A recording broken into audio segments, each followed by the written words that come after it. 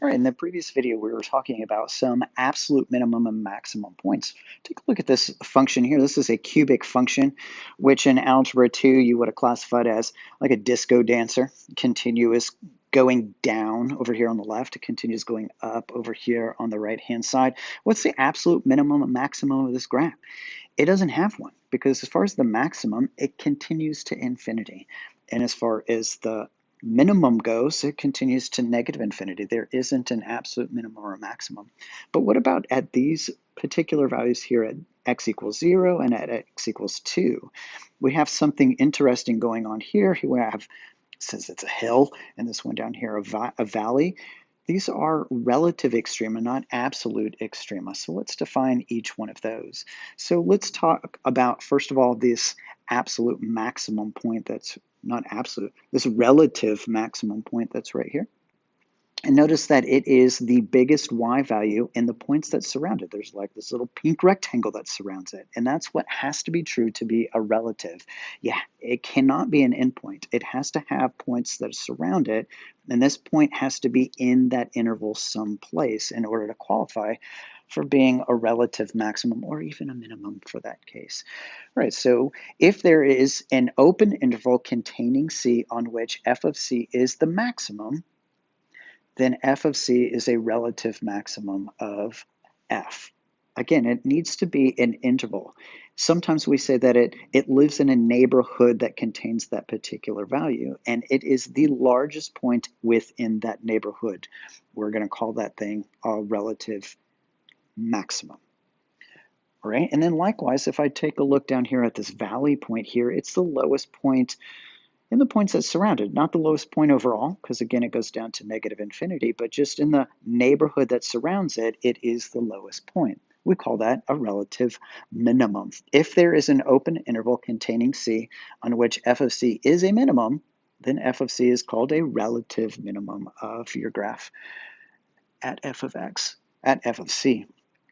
Okay, so we've got some more pictures here. And if I take a look at this relative minimum right here, notice that it happens at x equals 4, and there is an interval that contains it on which it is the lowest point. So that makes it a local or relative minimum. And then right here, this point j at x equals 8. Again, we can see ourselves an interval that contains that point, and it is the highest point overall. And then if I look finally over here at k, which is occurring at x equals 12, this one is both a relative and an absolute minimum. And those two things can be interchangeable, but they're not necessarily interchangeable. So this brings us then to the statement of the extreme value theorem. The extreme value theorem, together with the intermediate value theorem, and as we will see in the next lesson, the mean value theorem. These questions are these theorems for calculus. They often are asked together on the AP Calculus exam, and this one is just about exactly what the theorem's called. They're extreme values, the minimum and the maximum, and when we are guaranteed to have one. All right, so notice that we have a function that's defined on a closed interval from -1 to +2 here. It's a continuous function over that closed interval, and we have a absolute maximum there, and we have an absolute minimum down here. We have one of each, okay?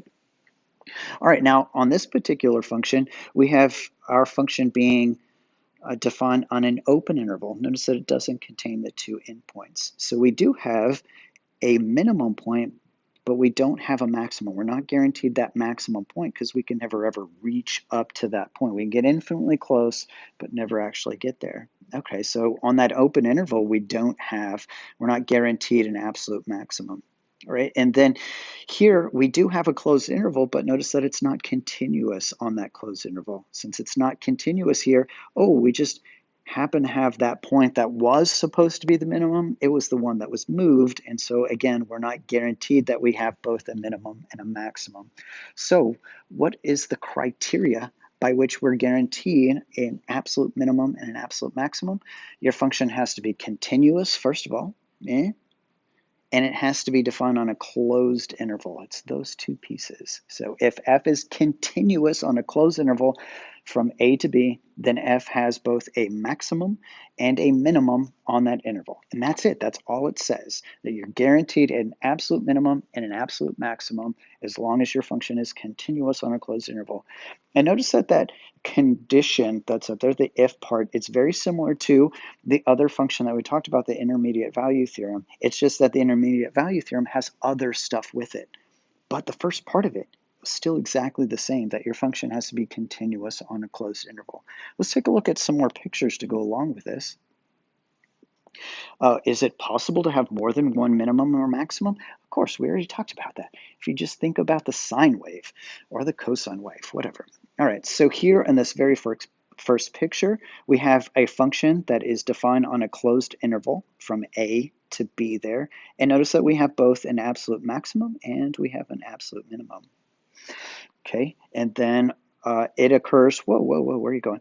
They happen at a horizontal tangent line in the case of x equals c, and then also a horizontal tangent line here happens at one of the peaks and one of the valleys. All right, in this middle picture here, again, we have a function that is continuous on a closed interval, and we have both an absolute maximum and we have an absolute minimum. The minimum happens at an endpoint, and then the maximum happens at this one of these horizontal tangent lines at one of these peak points there, turning points. All right, and then finally in this last picture, we got functions defined on a closed interval, and it's continuous on a closed interval, not just defined. And we have, this time we have two absolute maximum points right at both of these peak values, these turning points where you'd have a horizontal tangent line, and then we have one absolute minimum. So notice that the function doesn't say how many you have, it just says you have at least one. You're guaranteed a minimum and a maximum. You could possibly have more than one. And where could they possibly happen? As we can see in these pictures, they can happen at endpoints, and they can happen at these little turning points here, which we're going to call critical values. All right, one more series of pictures, and remember that was, the other part of it is that it has to be continuous. So take a look at this graph here. We can see we have a jump discontinuity here at x equals 1. So it's not a continuous function, but it is defined on a closed interval from 1 to 2, but we're not guaranteed both a minimum and a maximum. We do have a minimum value, but we have no maximum value, which would have been right here at 3, but it's not including that particular point. All right, if I take a look at the one over here on the right-hand side, this one is not defined on a closed interval. It's continuous, but it's not defined on a closed interval. This one's open at 1, and it's also open at 2. And we have absolutely no idea what the absolute maximum value or minimum value is, because I can't get to this point 1, and this one is an asymptote, so I'd never, ever, ever end, never get quite to it.